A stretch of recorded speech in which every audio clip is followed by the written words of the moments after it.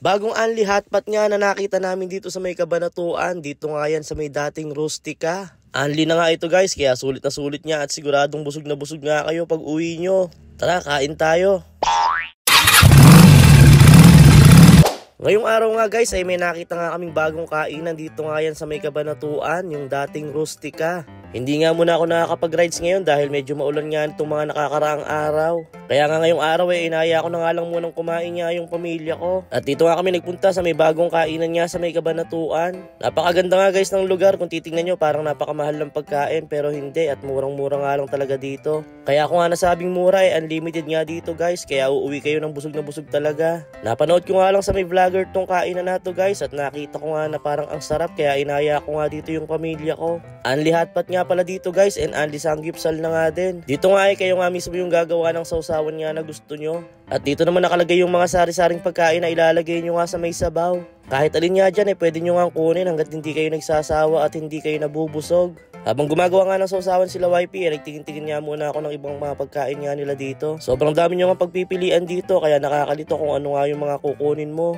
Ito nga yung paborito namin ginagawang sausawan nga ng asawa ko, ito nga peanut.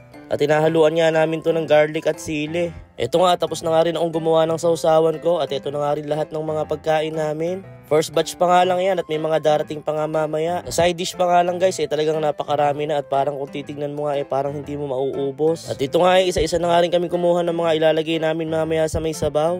Halos lahat nga yan ay nakuhanan ko dahil gusto ko nga matikman nga lahat. 5 naman kaming kakain kaya alam ko mauubos namin to.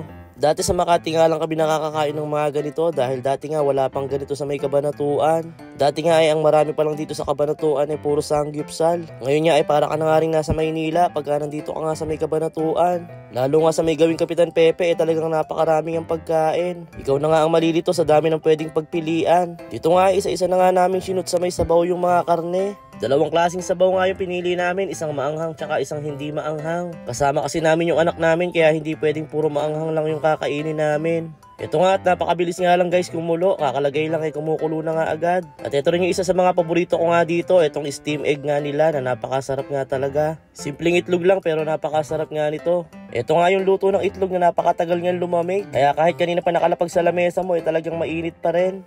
Ito nga at medyo napapaso-paso pa nga ako. Gutom na gutom nga kami guys dahil galing nga kami sa mall hindi na nga kami kumain doon dahil dito nga namin napiling magpunta. Ngayon nga hindi na nga kami dadayo ng Makati o ng Manila para lang makakain ng mga ganitong pagkain dahil dito nga lang sa Kabanatuan meron na nga. Lahat na nga yata ng klase ng pagkain meron na nga dito sa may Kabanatuan. Kaya kung mahilig nga kayo mag food trip dito nga lang kayo magpunta at siguradong lahat ng gusto nyo ay makikita nyo. Dito nga talagang kumukulo na nga yung sabaw namin talagang napakasarap nga ng itsura.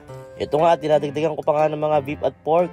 Ito nga pala guys, in-order namin 599 ang isa. Unlimited na nga yun, kahit ano nga yung kunin mo pwedeng pwede. Napakaganda nga rin ng lugar. Ito nga tingnan nyo at napakalinis pa ng itsura. Isa rin kasi sa nagpapaganang kumain pag malinis nga yung lugar. Sulit na sulit nga dito kaya siguradong babalik at babalik nga kami dito. Hanggang dito na nga lang guys at uuwi na nga kami at kami nga ay busog na busog nga. Thank you so much, bye bye.